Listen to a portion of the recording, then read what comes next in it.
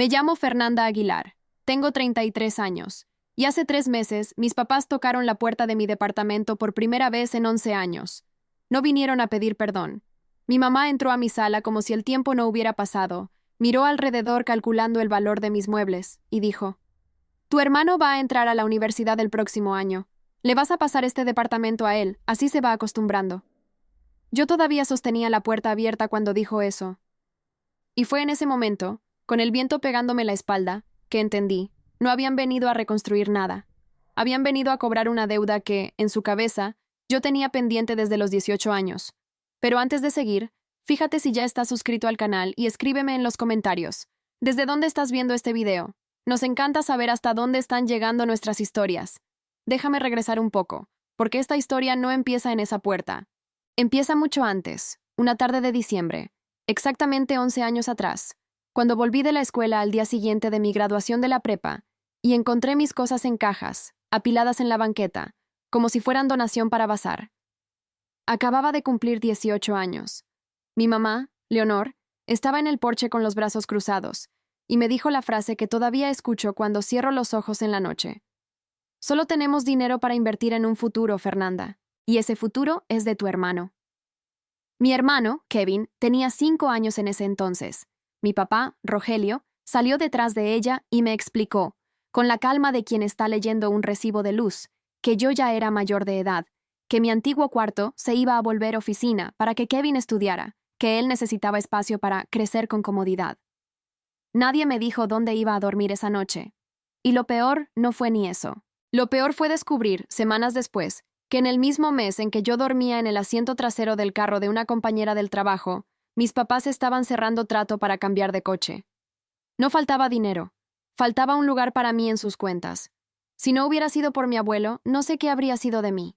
Don Refugio, papá de mi papá, era todo lo que mi papá nunca logró ser. Carpintero jubilado, manos grandes, olor a aserrín en la ropa, una forma callada de querer que valía más que 1000 discursos.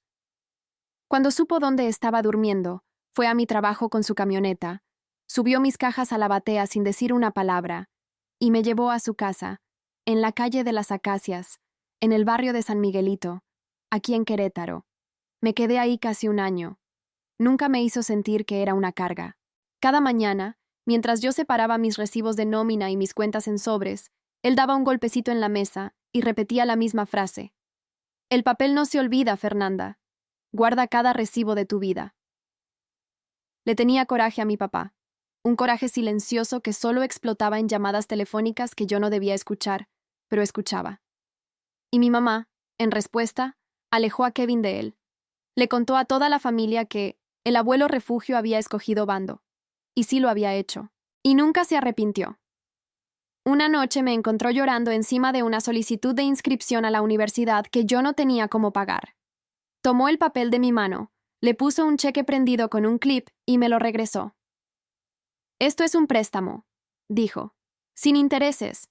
Me lo pagas en visitas». Después miró su casa, el patio, el taller que él mismo había construido con sus propias manos, y dijo una frase que en ese momento pensé que era solo cariño de viejito. «Esta casa un día te va a proteger, hija». No sabía en ese momento que esa promesa quedaría escrita. Y no sabía lo que mi familia haría, años después, para intentar enterrarla.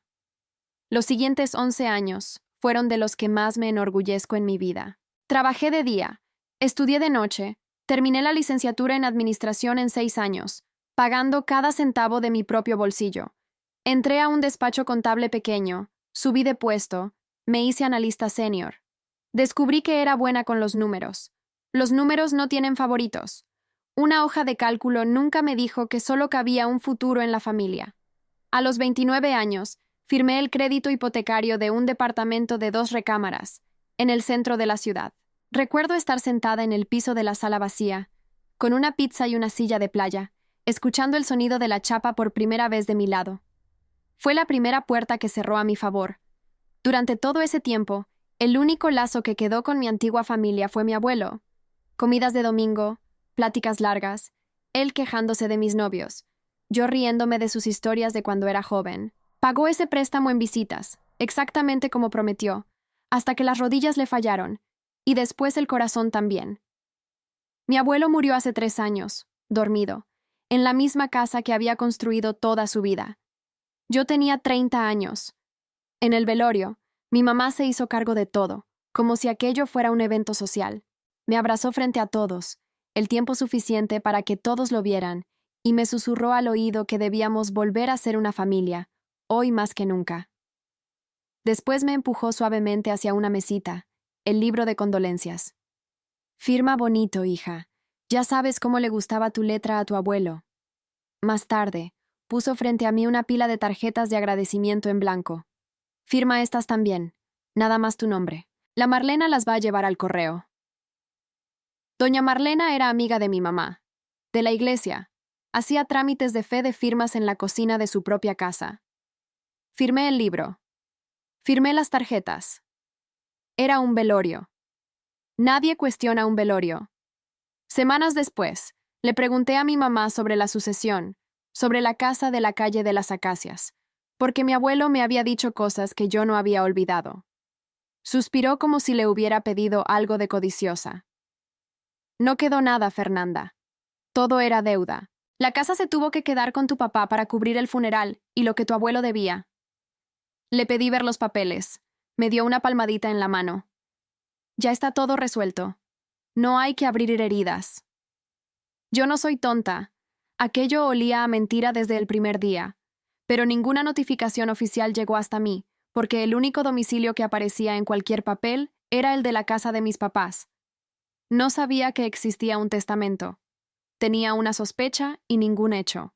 Y yo trabajo con números. Guardé esa duda como quien guarda un recibo que todavía no puede comprobar. Se quedó parada en ese cajón por 3 años, esperando a que sonara un timbre. Lo que me lleva de vuelta a esa tarde, cuando le respondí a mi mamá devolviéndole la misma frase que ella había usado conmigo 11 años antes. O hacen con él lo que hicieron conmigo, le dije, y dejan que se las arregle solo. Mi mamá se llevó la mano al pecho, los ojos ya llorosos, puntuales como siempre, como si guardara esas lágrimas en un cajón listas para usar. ¿Cómo puedes ser tan cruel, Fernanda? Es nada más un departamento. Mi papá me apuntó con el dedo y dijo que mi mamá se había sacrificado toda la vida por mí. Abrí la puerta y les pedí que se fueran. Esa noche, mi celular sonó con un número que no reconocía. Era Kevin. Mi mamá tiene razón, se lo debes a la familia. El acoso empezó el domingo por la mañana. 11 llamadas perdidas antes del mediodía, lo cual ya dice de dónde venían esas llamadas. Mi mamá dejaba mensajes de voz que empezaban con pucheros y terminaban en tormenta completa. No sé qué hicimos para merecer una hija que odia a sus papás. Los mensajes de mi papá eran más cortos. Ven el domingo a la casa. Vamos a discutir esa transferencia. Transferencia. Como si mi departamento fuera mercancía de negociación. Después llegaron los mensajeros. Mi tía Lucía, hermana menor de mi papá, me llamó el martes, y al menos ella se oía confundida, no enojada. Tu mamá dice que estás dejando a Kevin en la calle. Eso no suena como tú. 2 señoras del grupo de oración de mi mamá encontraron mi contacto en el trabajo y me mandaron un mensaje pidiéndome que rezara por mi egoísmo, con un versículo bíblico sobre honrar a padre y madre, que extrañamente no venía acompañado del versículo sobre los padres no provocar a sus hijos. Fui a trabajar. Cumplí mis fechas límite. Comí en mi escritorio y dejé que el celular vibrara hasta que se cansó solo. Una compañera me preguntó si todo estaba bien y le contesté que mi familia había descubierto que yo tenía una propiedad a mi nombre. Hizo una mueca de quien ya había escuchado esa canción antes. El jueves por la noche tocaron a la puerta. No el timbre. Golpes rápidos, nerviosos. No eran mis papás. Era Kevin. Prácticamente no convivía con mi hermano desde que era chiquito. En el velorio de mi abuelo, mi mamá lo había mantenido pegado a ella del otro lado del salón, como un abrigo. Ahora llenaba el marco de mi puerta, 18 años, sudadera de una universidad a la que ni siquiera había entrado todavía, y una arrogancia que ya dominaba muy bien. No dijo hola. Dijo, mi mamá dice que nos debes. Lo dejé entrar, más por curiosidad que por otra cosa. Miró mi departamento igual que mi mamá lo había mirado, como si estuviera evaluando un inmueble para comprar. Ni está tan bueno, soltó, generoso. Después se tiró en el sofá y me explicó mi propia vida. De todos modos, ya tuviste tu ventaja. Viviste gratis en la casa del abuelo como 1 año. Yo nunca recibí nada del abuelo. Mi mamá dijo que ya no estaba bien de la cabeza al final. Le pregunté qué pensaba que me había pasado a los 18 años. Se encogió de hombros. Te volviste loca y te fuiste de la casa llorando y dejaste a mi mamá destrozada. Todos saben eso. Hasta repitió mi propia frase de vuelta, con burla, y dijo que era cosa de psicópata decirles eso a nuestros papás. Mantuve la cara tranquila y la boca cerrada, una habilidad que se aprende con años de cierre de balances. Y fue ahí cuando se le escapó. Estaba en el celular medio aburrido y dijo, sin pensarlo: tampoco es que estén pidiendo tanto. El dinero de la casa ya se había ido prácticamente. Mi papá gastó todo en su taller. Tu departamento resuelve todo. Por dentro, todo se quedó muy quieto. ¿Qué dinero de la casa, Kevin? Levantó los ojos y por un segundo puso cara de quien repitió algo que no debía saber. Entonces agarró las llaves y se fue. A la mañana siguiente, no fui a trabajar. Llamé para avisar que no llegaría y manejé hasta el registro público de la propiedad. Pero antes hice una parada. Pasé en coche por la casa de la calle de las Acacias, la casa de mi abuelo, esa que mi mamá dijo que se la habían tragado las deudas. Había un triciclo de plástico en el patio, cortinas que no reconocía, una camioneta estacionada en la cochera que ningún Aguilar había tenido jamás. Alguien estaba viviendo en la casa de mi abuelo y apostaría mi cédula profesional a que le pagaba renta a alguien. El registro huele a papel viejo y sello, y lo digo con sinceridad. Es mi olor favorito del mundo. El papel no llora. El papel no me dice egoísta. Nada más se queda ahí, siendo verdadero. Le pedí a la encargada que sacara el folio real del inmueble de la calle de las Acacias, y ahí estaba, en blanco y negro. 3 años atrás, la traslación de dominio había salido de la sucesión de Refugio Aguilar directo a Rogelio Aguilar, mi papá, único propietario. Y anexo a esa transferencia, registrado junto, estaba un documento que yo nunca había visto en mi vida, una hoja llamada Renuncia de Derechos Hereditarios. La persona que estaba renunciando, cediendo cualquier herencia de Refugio Aguilar, aparecía como Fernanda Aguilar. Mi nombre. Y abajo, encima de un sello de fe de firmas, había una firma que se suponía era mía. Necesito ser exacta aquí, porque la exactitud es toda mi personalidad. Yo nunca firmé ninguna renuncia. Nunca vi ese documento en mi vida. Hasta esa mañana, ni siquiera sabía que era una renuncia de derechos hereditarios. Pagué la cuota de las copias certificadas de la escritura, de la renuncia y del expediente sucesorio. La empleada dijo que el trámite tardaría unos 5 días hábiles. Le agradecí con una voz que ni yo reconocí. Me tomó esos 5 días completos que las manos dejaran de temblarme. La espera es un tipo diferente de ruido. Durante esos 5 días, iba a trabajar, conciliaba las cuentas de otros, y vivía dentro de mi propia cabeza. Repasaba el velorio sin parar, la mano de mi mamá en mi hombro, guiándome. Firma bonito, hija. La pila de tarjetas. Firma estas también. Nada más tu nombre. En ese momento, había parecido tarea de duelo. Ahora parecía otra cosa, y yo todavía no podía probar qué era. El segundo día, mi mamá me mandó mensaje. Comida de domingo. No avergüences a tu papá. No contesté. El tercer día, entré a mi closet y saqué la caja organizadora donde guardo mis documentos viejos, porque yo guardo todo, 7 años organizado y etiquetado, exactamente como mi abuelo me enseñó. Buscaba una carpeta específica, y mi corazón estaba haciendo algo nada profesional mientras buscaba, porque una fecha me raspaba el fondo de la cabeza desde el registro. La renuncia había sido ratificada ante fedatario en un mes de marzo, 3 años atrás. Yo conocía ese mes como se conoce el propio cumpleaños. Encontré la carpeta, la abrí en la mesa de la cocina, la leí 2 veces. Después la cerré, me recargué en la silla, y me reí sola en la cocina, una risa que no tenía nada de feliz.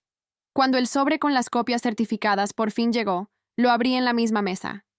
La fecha en el sello del registro fue el número que rompió todo. Las copias eran nítidas, selladas y horribles. Ahí estaba mi nombre escrito a máquina. Yo, Fernanda Aguilar, en mi carácter de heredera de Refugio Aguilar, finado, por medio del presente renuncio a cualquier y todo interés en la herencia.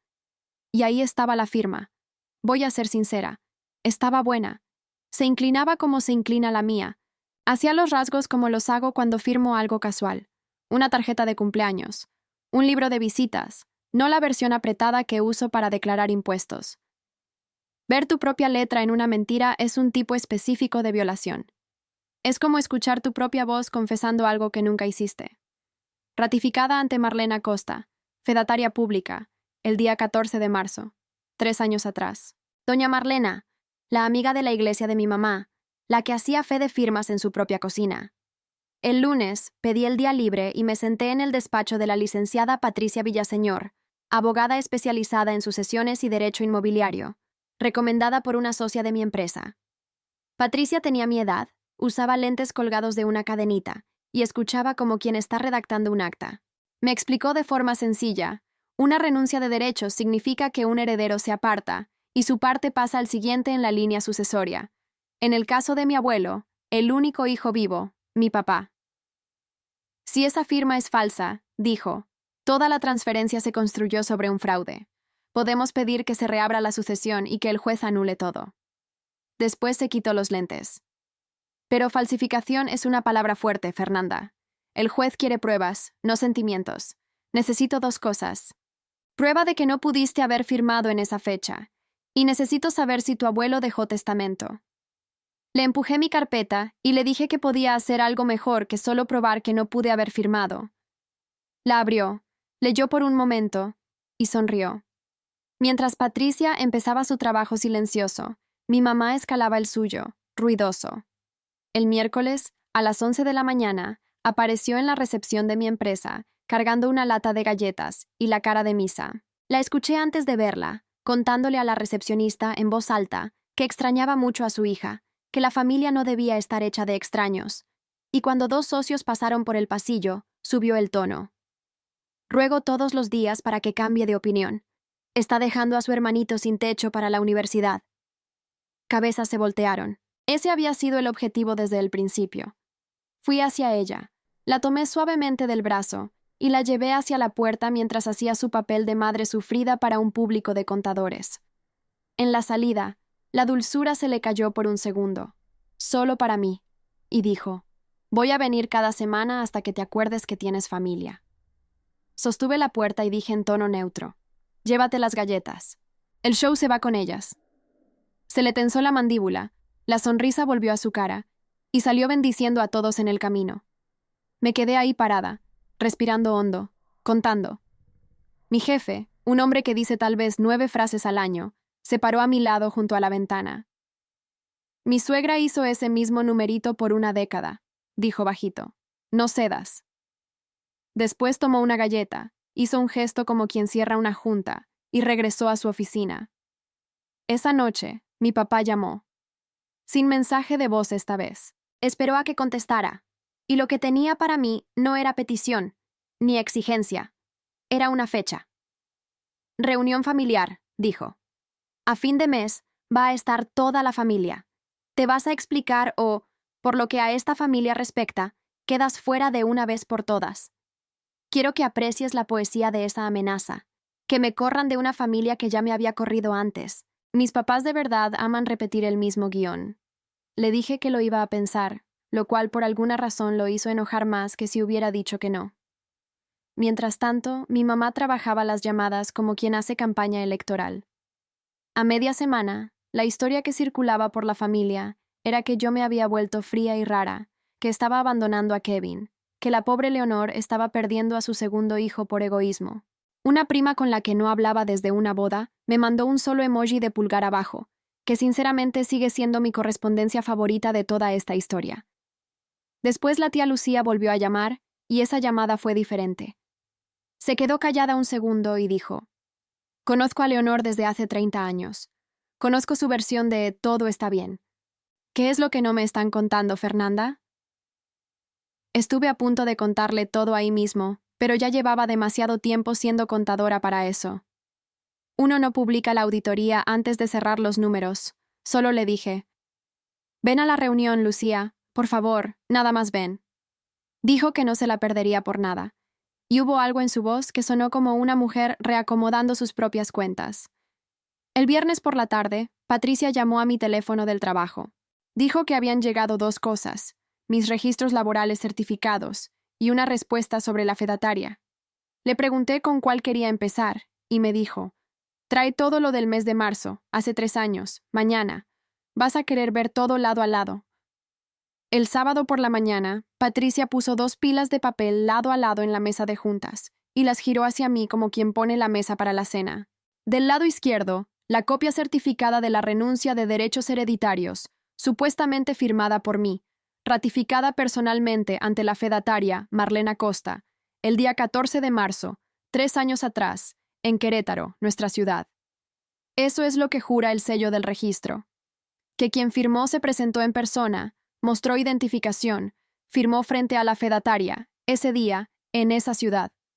Del lado derecho, mi carpeta, la que había sacado del closet esa misma tarde de marzo. Ese mes, mi empresa me había mandado al Congreso Regional de Contaduría, en la Ciudad de México, a casi 300 kilómetros de distancia. Los registros no susurran, gritan.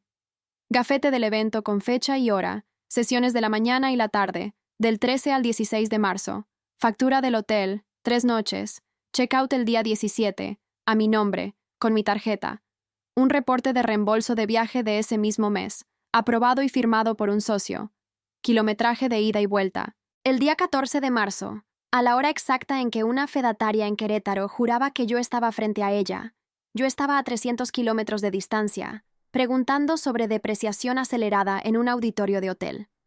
Patricia golpeó con el dedo el sello de la fedataria. Esto ya no es sentimiento, Fernanda. Esto es prueba. Después dijo que el siguiente paso era el libro de registro de la fedataria, porque el registro guarda todo, y a doña Marlena le esperaba un mes muy malo. Me quedé sentada mirando esas 2 pilas, el sello y el gafete, la mentira y el registro. Por 11 años me llamaron el fracaso de la familia. Esa tarde descubrí que habían necesitado mi nombre con tanta urgencia que me lo robaron. Me tembló la mano 1 hora entera ese día. Si sigues aquí conmigo, escríbeme en los comentarios qué harías tú en el lugar de Fernanda.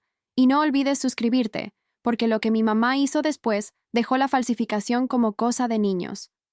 Patricia me explicó el camino, igual que se le explica a un cliente en una auditoría. Paso 1. Exigir el libro de registro de la fedataria. Paso 2. Un perito en grafoscopía comparando la renuncia con muestras reales de mi letra, credencial del banco, licencia de manejo, 1 década de documentos. Paso 3. Averiguar si mi abuelo había dejado testamento, porque una renuncia falsificada ya era bastante fea, pero un testamento escondido cambiaba todo lo que me correspondía. ¿Sabes quién llevaba sus asuntos legales?, preguntó. No sabía. Pero sabía la siguiente mejor opción. Mi abuelo nunca había mandado un documento en su vida sin antes quejarse de eso con alguien. Y ese alguien siempre era don Efrén, su vecino, compañero de dominó, amigo de 40 años. Si mi abuelo alguna vez se había sentado en la mesa de un abogado, don Efrén había escuchado la historia completa, 2 veces, con comentarios aparte. Esa noche, manejé hasta la orilla de la ciudad, hasta una casita azul con un tablero de dominó en el porche, y toqué la puerta de don Efrén. Tiene 79 años y abre la puerta como quien te esperaba desde hace años. Cuando me vio, ni pareció sorprendido. Pareció aliviado. Refugio dijo que ibas a venir, dijo. Nada más pensé que sería más pronto. Me sentó en la mesa de la cocina, sirvió un café tan fuerte que declaraba impuestos solo, y me contó cosas que nunca supe. Que en el último año de su vida, cuando las internaciones se mezclaban unas con otras y mis visitas siempre caían en los días malos, mi abuelo me escribía cartas. Las mandaba a la dirección de mis papás, la única que tenía a la mano después de que su agenda se perdió en el desorden, que nunca recibió respuesta, que eso le quebró algo por dentro. Y don Efrén finalmente le había dicho: Refugio, deja de mandar carta a esa casa, de ahí no sale nada. Entonces mi abuelo dejó de mandar cartas y empezó a construir. Don Efrén fue al cuarto de atrás y volvió cargando una cajita de madera de cedro, esquinas talladas, lijada perfecta, del tipo que mi abuelo hacía en una tarde y hacía perfecto. La terminó un mes antes de morir.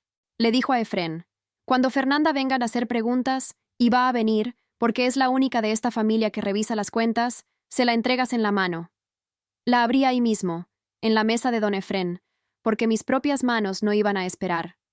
Adentro había una carta, varias hojas, mi nombre al frente con la letra cuadrada de carpintero, y debajo una tarjeta de presentación de un despacho llamado Villalobos y Asociados, con una nota escrita a mano atrás. Testamento hecho y archivado aquí. Pide el original. Leí solo la primera línea de la carta esa noche, porque la primera línea ya fue suficiente. La casa de la calle de las Acacias es tuya cuando yo me vaya. El papel no se olvida, Fernanda. El complicador era que el despacho Villalobos y Asociados ya no existía. El licenciado Villalobos se había jubilado y se había mudado a la costa, y los archivos de sus clientes habían sido transferidos a otro despacho, para resguardo seguro, lo cual es normal, y normal significa lento. Patricia metió las solicitudes y me dijo que respirara. Mientras esperábamos, mi mamá le echó gasolina a toda la ciudad. Publicó una foto de Kevin en el grupo de la iglesia, 18 años, mochila en la espalda, pidiendo oraciones porque mi niño querido va a enfrentar la universidad sin tener dónde vivir. Sin dónde vivir. Vivía en una casa de 4 recámaras. Las señoras del grupo no sabían eso, y los comentarios se llenaron de corazoncitos y amenes, y una mujer preguntando, ¿qué tipo de hermana hace eso? Mi papá también hizo su parte. Lucía me contó que estaba dando entrevistas en su taller mecánico, contándoles a los clientes que su hija por fin había entrado en razón y que le iba a pasar el departamento a Kevin cualquier día de estos. Ya se lo había prometido a su hijo. Así era como él tenía certeza de las cosas. Y entonces Lucía me contó algo que no esperaba, y quiero compartirlo porque fue la única parte de toda esta historia que me hizo sentir algo más que frialdad. Cuando mi mamá tenía 20 años, sus papás pusieron sus cosas en bolsas de basura y le cambiaron la chapa, por culpa de un novio. Por nada, en realidad, solo por tener 20 años. Ella también trabajó de mesera. Juró que su hijo nunca iba a pasar hambre ni un solo día. En algún momento, dijo Lucía bajito, decidió que tú eras el precio que había que pagar. Después Lucía se quedó callada y me contó la parte que la avergonzaba a ella misma. Después de que mi abuelo murió, mi mamá había ido a la mesa de su cocina con papeles y una historia sobre deudas, y Lucía había firmado la renuncia de su propia parte de la herencia para facilitarle las cosas a Rogelio. Su firma era verdadera. Al parecer, la mía fue la única que tuvieron que fabricar. Eso explica a mi mamá, no la disculpa. Pregúntame si sé la diferencia.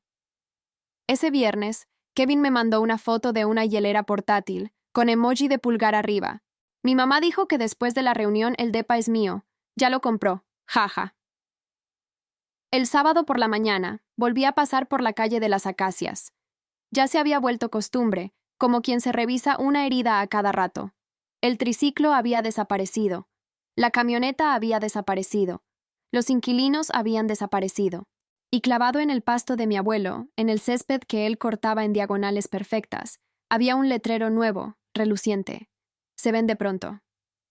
Me quedé sentada en el coche del otro lado de la calle, con las manos en el volante, sacando cuentas en voz alta, sola, porque hablar en voz alta lo hacía real. Estaban vendiendo la casa de mi abuelo para rescatar el taller y pagar la universidad de Kevin, y encima querían mi departamento para que él viviera ahí. La casa y el departamento, los dos. Mi herencia para financiarlo a él, mi casa para darle techo, y yo, supuestamente, agradecida en algún cuartito rentado, acostumbrada a las dificultades. El lunes, Patricia llamó antes de las 9, y su voz había cambiado de tono. Los archivos transferidos habían llegado. Fernanda, Refugio Aguilar dejó testamento. El original está archivado, debidamente atestiguado, nunca revocado. Tengo una copia en la mano. Solo pregunté lo que importaba. La casa de la calle de las Acacias. Leyó. Para mi nieta, Fernanda Aguilar. Ahí estaba, no la promesa de un viejito cariñoso. Un legado por escrito, enterrado por 3 años bajo una firma que yo nunca hice. Patricia no me dejó celebrar. Ese letrero de venta cambia el reloj. Si esa casa cierra trato con un comprador de buena fe, deshacer esto se vuelve 10 veces más difícil. Metemos la solicitud esta semana, o vas a terminar peleando con un desconocido en vez de con tu papá. Entonces, el martes por la noche, en la misma mesa de la cocina donde había abierto las copias certificadas, leí la demanda una última vez y la firmé. Mi firma, la mía de verdad, para variar. El miércoles por la mañana, Patricia presentó todo en el juzgado. Una solicitud de reapertura de la sucesión de mi abuelo y de nulidad de la renuncia por falsedad, con toda la prueba anexa. Y un documento más, corto y discreto, llamado anotación de litigio pendiente en el registro. Es una marca en el registro del inmueble.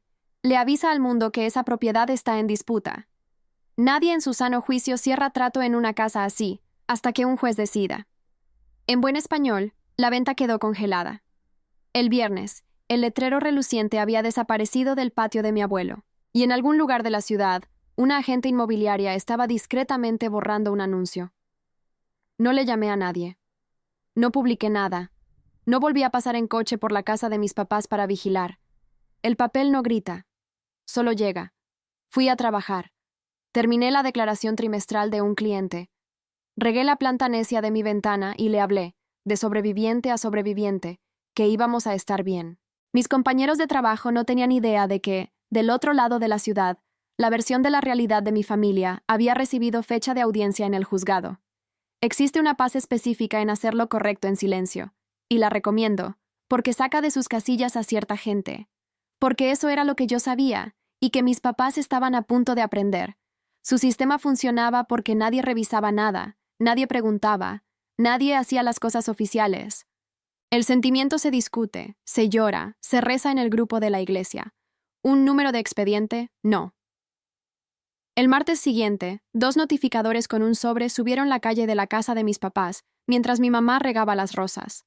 Le entregaron los papeles directo en la mano, a la vista de todo el vecindario. Notificación de verdad, entregada correctamente, en persona, todo lo que mi renuncia falsa nunca tuvo. Mi celular empezó a sonar antes de que ellos regresaran al coche. La primera llamada fue de mi papá, y ni siquiera saludó. ¿Qué hiciste? Su voz llenaba el coche, baja y temblorosa. Le dije que le había pedido al juez que revisara unos documentos. Explotó. ¿Nos estás demandando? ¿A tus propios papás? La familia no demanda a la familia. Ahí estaba. La familia no demanda a la familia. Me quedé bien callada porque quería guardar cada detalle de ese momento, el momento en que mi papá descubrió que existen las reglas. Gritó un buen rato sobre abogados y vergüenza y todo lo que había hecho por mí, una lista que terminó siendo mucho más corta de lo que esperaba, una vez que empezó a decirla en voz alta. Dijo que me iba a arrepentir. Dijo que si no retiraba todo antes de la reunión familiar, me olvidara de que algún día tuve papás. Le dije con calma que llegaba como 11 años tarde con esa amenaza en particular, y colgué. Mi mamá tomó otro camino. Siempre lo hace. Mensaje de voz mojado en lágrimas, suave como canción de cuna. No sé qué te pasó, mi amor. Estás matando a tu papá. ¿Una casa vieja vale más que tu familia? Lo escuché 2 veces, porque había algo raro en él, y a la segunda vez lo encontré. Nunca preguntó qué casa. Nunca preguntó qué firma. Nunca hizo una sola pregunta, porque ya sabía todas las respuestas. La gente inocente pregunta. La gente culpable te pide que pares. Más tarde esa noche, otro mensaje de Kevin. ¿Qué hiciste? Mi mamá está llorando. Mi papá dándole golpes a la pared. ¿Qué firma? ¿De qué están hablando? Todos esos signos de interrogación. Y le creí cada uno. 17 años, la hielera ya comprada, y sinceramente no sabía nada. Mientras tanto, Patricia trajo noticias. Doña Marlena había sido citada para presentar su libro de registro de fedatario. El libro de una fedataria es la caja negra de ese mundito. Fecha, documento, quién firmó, identificación presentada. Doña Marlena lo llevaba como llevaba la lista de inscripción de la kermés de la iglesia, con fe. Y había un hueco exactamente donde debía estar el 14 de marzo. Ningún registro a mi nombre, ninguna renuncia, ninguna anotación de nada en todo ese día. Su sello decía que yo me había parado frente a ella y había firmado. El propio libro decía que ese día nunca existió. Y cuando el organismo que supervisa a los fedatarios empezó a hacer preguntas, porque Patricia había presentado una denuncia formal, doña Marlena se derrumbó como silla de playa vieja. A través de su abogado, llegó una declaración firmada, y ya la he leído tantas veces que me la sé de memoria. Declaró que Leonor Aguilar, su amiga de 20 años, le había llevado un documento ya firmado. Que Leonor le dijo que la hija estaba muy ocupada. Ya sabes cómo es esta juventud, que no podía presentarse en persona, pero que la familia necesitaba la fe de firmas para resolver los asuntos del pobre refugio. Que ella, Marlena, selló y firmó como si yo me hubiera presentado porque era Leonor, porque era de la iglesia, porque era familia. ¿Y quién le revisa a la familia? Le suspendieron la licencia mientras el organismo evaluaba el caso. Leí esa declaración en mi mesa de la cocina y quiero ser honesta sobre lo que sentí. No fue triunfo. Fue algo más frío y más triste. Doña Marlena no es la villana. Es el instrumento que mi mamá usa en lugar de una herramienta de verdad. Una persona mansa y confiada, doblada para un propósito y dejada sola para pagar la cuenta. Pero el sello era de ella. Y la ley también lo entiende así. Solo quedaba una pregunta, y era la última. La firma en sí. Alguien había sostenido esa pluma y dibujado mi nombre. Patricia mandó la renuncia, y 10 años de firmas mías verdaderas a un perito en grafoscopía. La respuesta llegó en 11 días. El dictamen tenía 20 páginas, pero su corazón cabía en una sola frase. La firma en la renuncia no había sido escrita. Había sido calcada. Trazos de pluma lentos y cuidadosos, donde una firma verdadera fluye. Pequeñas pausas y levantadas de pluma, donde una mano se detiene para revisar su propio trabajo. Presión de tinta uniforme y cautelosa del primer al último trazo. La marca de quien estaba dibujando el retrato de una firma, y no firmando de verdad. Y el modelo de donde habían calcado coincidía con mi forma casual de firmar. Los rasgos sueltos que uso en tarjetas y libros de visitas, no la firma apretada y legible que uso en el banco. Cuando leí esa línea, el velorio me regresó entero de golpe, y cada pieza encajó en su lugar. Firma bonito, hija. Ya sabes cómo le gustaba tu letra a tu abuelo. El libro de condolencias colocado por mi mamá. La pila de tarjetas de agradecimiento. Firma estas también. Nada más tu nombre. La Marlena las lleva al correo. Habían recolectado mi firma en el velorio de mi abuelo, junto a su ataúd, mientras yo estaba ahí llorando a la única persona de la familia que siempre me eligió a mí. Después calcaron eso en un documento que borraba su último regalo, y encima usaron a una fedataria amiga de la familia para bendecir todo el fraude. Patricia encontró un hilo más mientras armaba la prueba, en la rendición de cuentas de la sucesión que tendrían que responder. 3 años de renta de la casa de la calle de las Acacias, mes tras mes, depositada y desaparecida, la mayor parte directo al taller de mi papá. La casa de mi abuelo había estado sosteniendo silenciosamente su negocio en quiebra todo ese tiempo. El piso que él puso, el techo que cuidó, los árboles que sembró, todo eso ordeñado para salvar un negocio que nunca tuvo empleo ni palabra amable para mí. Y entonces, ese jueves, mi mamá me mandó un mensaje. Vamos a platicar, solo nosotras dos, de mujer a mujer. Antes del domingo, la encontré en un café en la avenida principal, un lugar público a propósito, y dejé que pidiera 2 cafés malos para las 2 y actuara de madre para la mesera por 1 minuto. Después, estiró la mano por la mesa, tomó la mía, y fue directo al grano. Había estado pensando, dijo. La familia pelea, dijo. Nadie necesita a un juez, dijo. El juez es para extraños.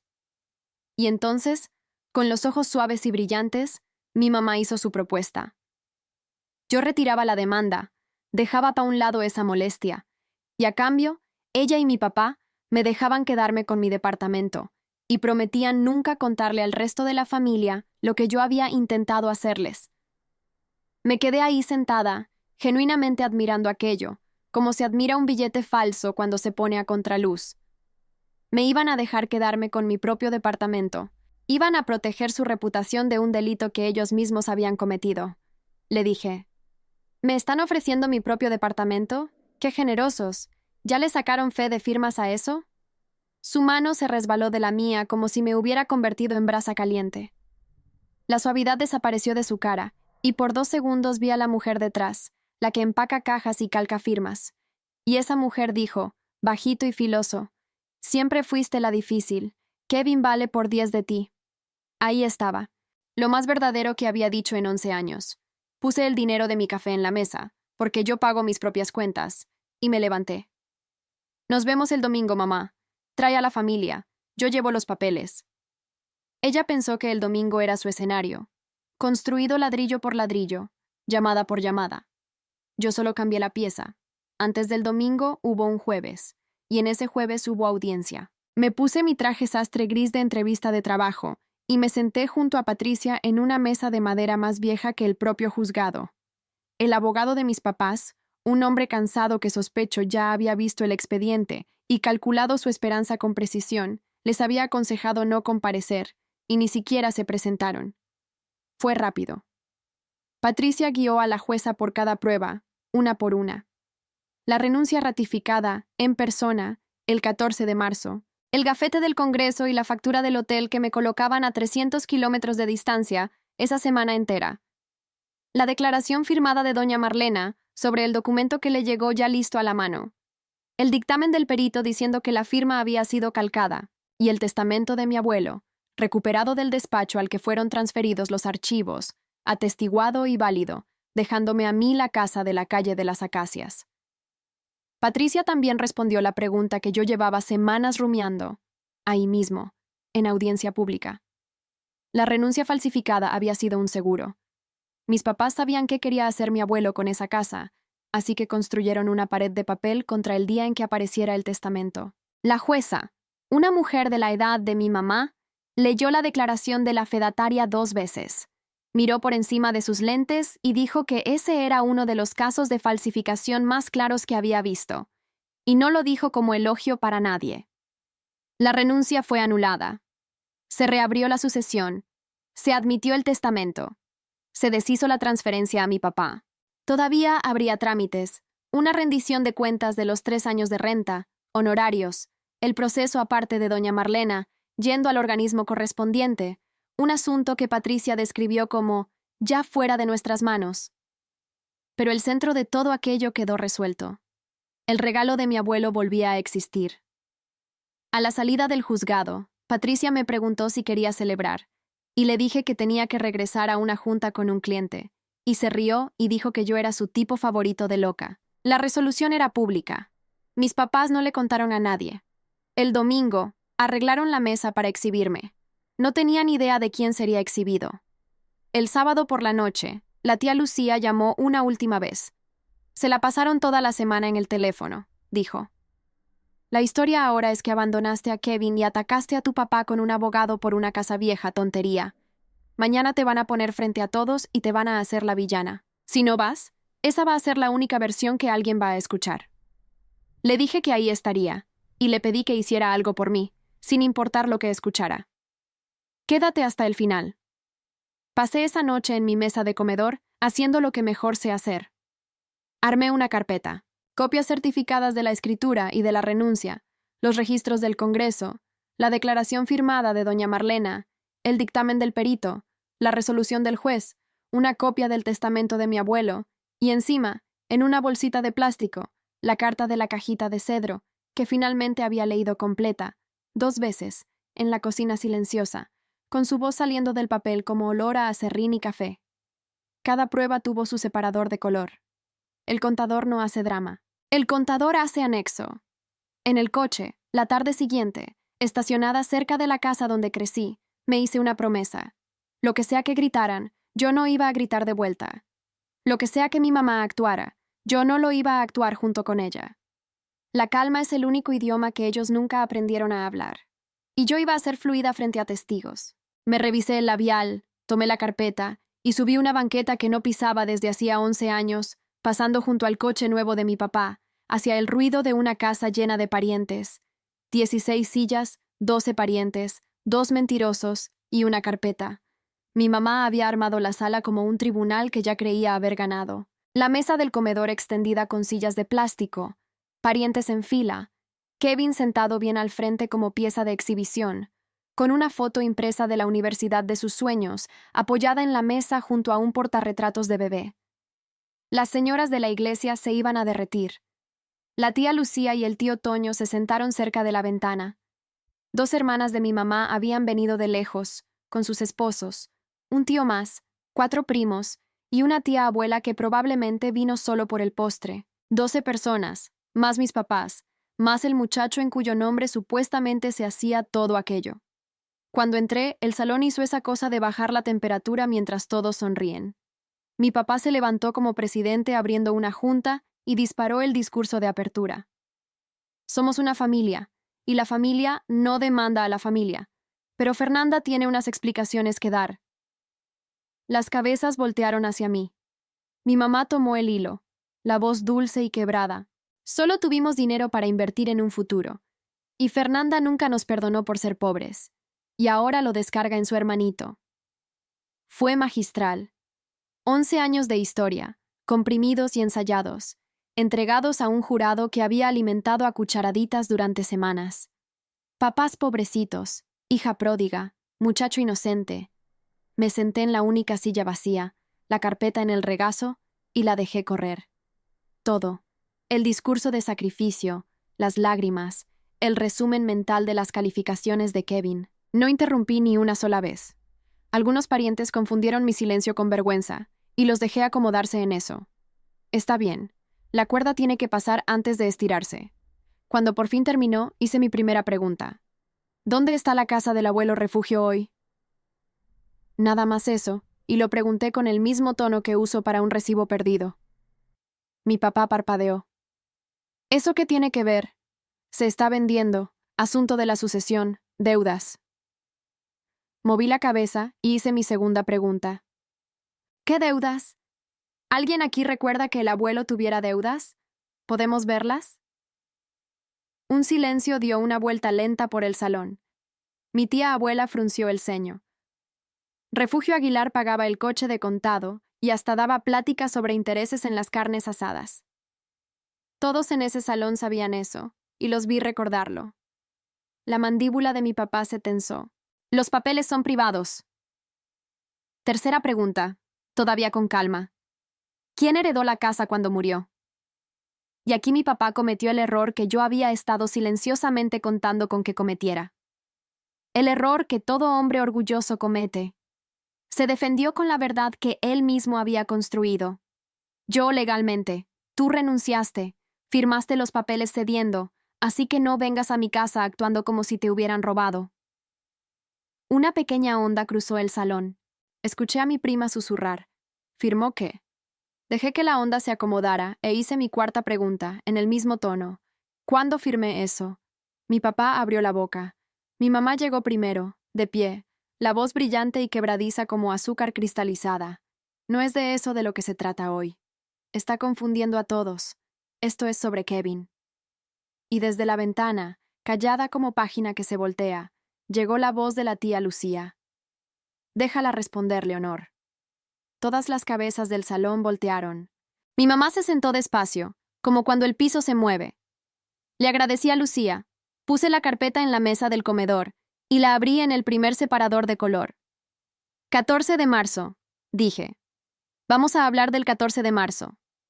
Le pasé las primeras hojas a mi tía abuela y le pedí que las fuera pasando cuando terminara de leer. Prueba A. Copia certificada de un documento llamado Renuncia de Derechos Hereditarios, en el cual Fernanda Aguilar cede todo lo que le correspondería del abuelo. Ratificada ante fedatario en nuestra ciudad, el día 14 de marzo, 3 años atrás, supuestamente firmada en persona por mí. Las hojas fueron bajando por la fila de parientes como charola de colecta en misa. Prueba B. Mis registros del gafete del Congreso y la factura del hotel, de la misma semana, en la capital, con todos los horarios.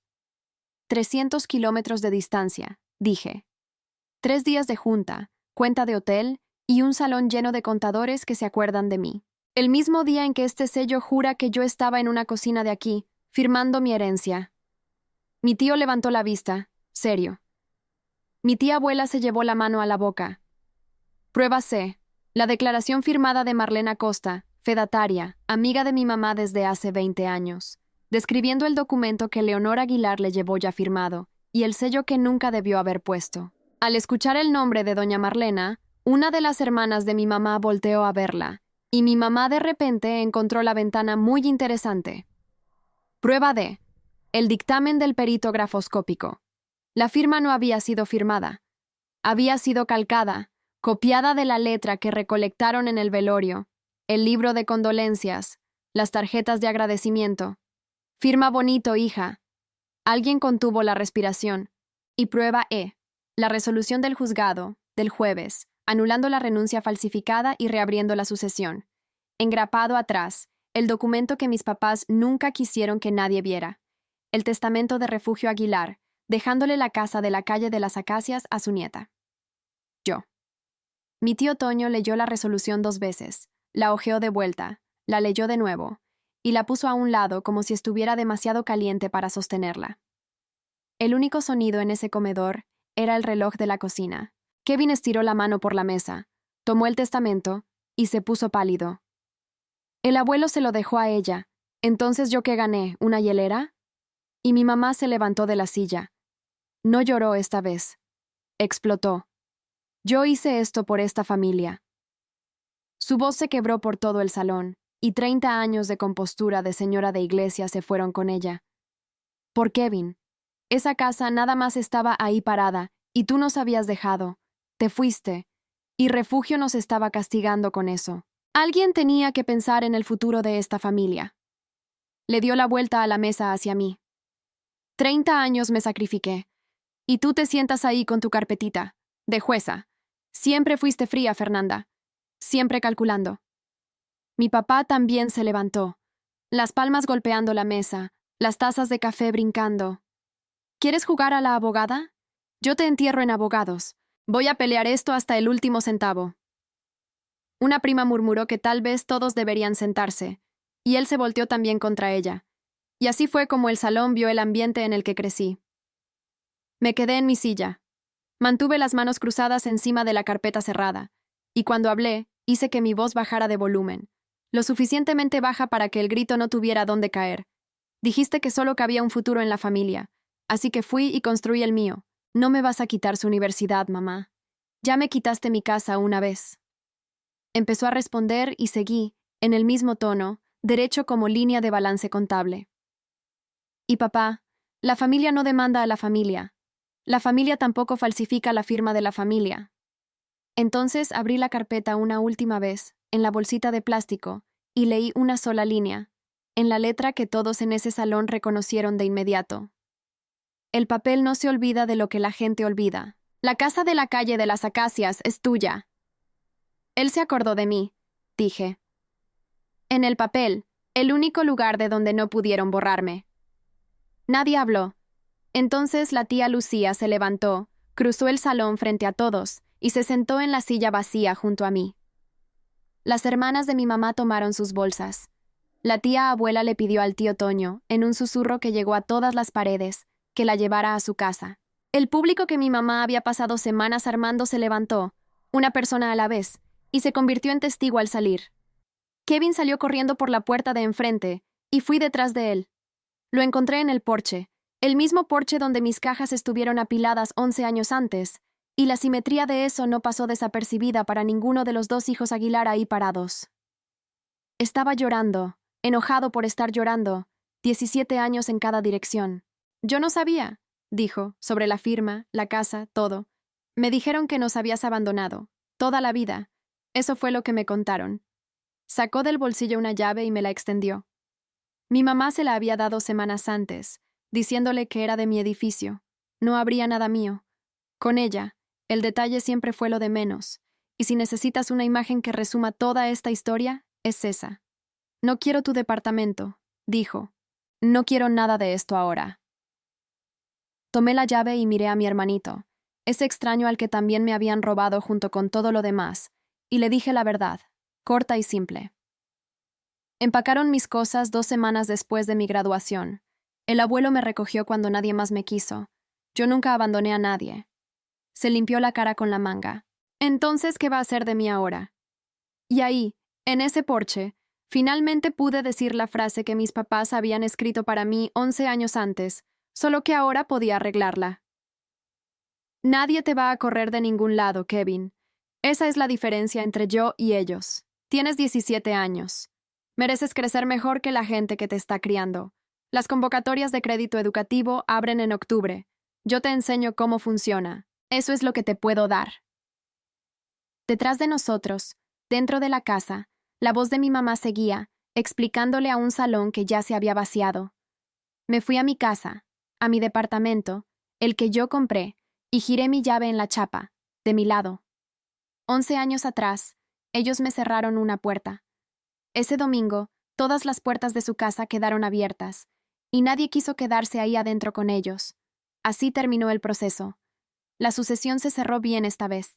La escritura de la casa de la calle de las Acacias quedó registrada a mi nombre, exactamente como mi abuelo escribió. El abogado de mis papás negoció un acuerdo sobre los 3 años de renta que habían cobrado, en pagos, con intereses, más mis honorarios, porque el orgullo de mi papá solo le duró una audiencia. Doña Marlena perdió su licencia de fedataria, y el proceso de la falsificación siguió su curso en el organismo correspondiente, y lo que pase con eso ahora ya no es carga mía.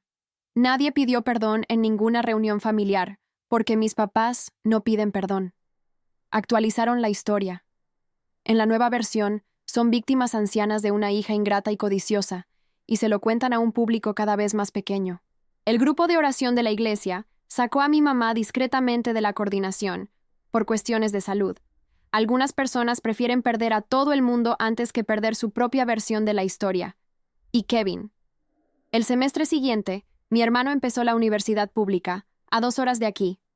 Beca, crédito educativo y un trabajo de medio tiempo del que se queja con mucho humor. Él mismo llenó cada formulario en mi mesa de comedor, en 2 noches y una pizza grande, mientras yo señalaba casillas y decía cosas de contadora aburrida. Hizo el trabajo, eso me importa, y algún día también le va a importar a él. La foto de su credencial de estudiante que me mandó vino con un mensaje que me hizo reír sola en la cocina vacía. Lo logré solo, casi todo. En cuanto a la casa, no la he vendido y todavía no me he mudado. Lo primero que restauré fue el taller de atrás. Su banco de trabajo, sus herramientas, limpias y colgadas en los lugares correctos. Y en la pared de la escalera, colgué las fotos que mi abuelo había escogido, las mismas que alguien había quitado de ahí antes. Hay una mía, a los 18 años, en su porche, cajas a mis pies, sonriendo. Él guardó todos esos años. El papel no se olvida. Él tampoco se olvidó. La gente me pregunta si he hablado con mis papás desde entonces. La respuesta es que mi vida ahora tiene una puerta principal que funciona igual para todos. El número de mi papá sigue bloqueado. Mi mamá me mandó una carta larga cerca de fin de año, y se la devolví cerrada, sin abrir, no por rencor, sino por pura cuenta matemática.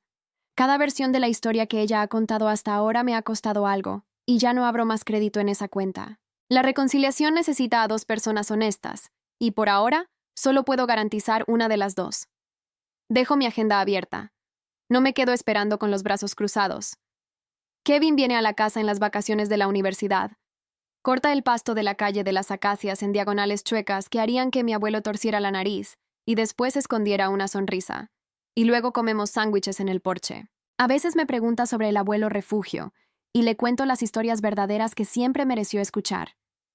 Esa es la familia que tengo. Es pequeña, es honesta, y es suficiente. Vivo entre 2 direcciones ahora. El departamento que conquisté con 10 años de turnos nocturnos y cuentas claras. Y la casa en la que fui querida lo suficiente para que me la dejara un carpintero que escribió sus promesas en papel. Las 2 con chapa que gira de mi lado. Si algún día alguien aparece en tu puerta exigiendo la vida que construiste, recuerda esta historia. El amor que llega con camión de mudanza para tus cosas nunca fue amor de verdad. Y el papel, con paciencia, se acuerda de lo que la gente olvida. Esta es mi historia. Un timbre, una firma calcada y una cajita de cedro que esperó 3 años para contar la verdad. Ahora, si te gustó esta historia, dale clic a suscribirse y cuéntame en los comentarios. ¿Qué parte te dejó con la boca abierta? Y no olvides hacerte miembro para tener acceso a videos exclusivos que no publico aquí. Ahí te espero.